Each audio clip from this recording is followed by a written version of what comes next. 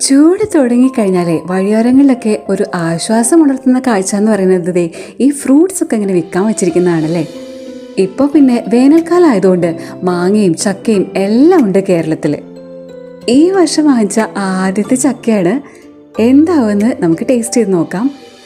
ചക്കയൊക്കെ ഉണ്ടായി തുടങ്ങുന്നേ ഉള്ളൂ പല സ്ഥലങ്ങളിലായിട്ട്. ഇനി വലിയ വെക്കേഷന് വരുമ്പോഴേക്കാണ് ചക്കയൊക്കെ കൂടുതലായിട്ട് കഴിക്കാൻ പറ്റുള്ളൂ.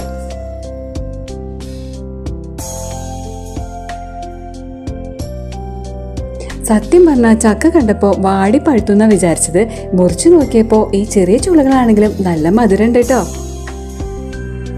മുറ്റത്തെ മാവിലൊക്കെ മാങ്ങ ഉണ്ടായി തുടങ്ങിയിട്ടുണ്ട് കേട്ടോ. നിൽക്കുന്നത് കാണാൻ നല്ല രസമുണ്ട്, കൊലയായിട്ട്. ഇത് പ്രിയൂർ മാങ്ങയാണ്. തൃശ്ശൂരൊക്കെ ഇതിന് അങ്ങനെയാണ് പറയുന്നത്. വീട്ടിലെ മാങ്ങയൊക്കെ പഴുത്ത് വരുന്നേ ഉള്ളൂ. ഇത് സിന്ദൂരം മാങ്ങ, നല്ല മധുരല്ലേ.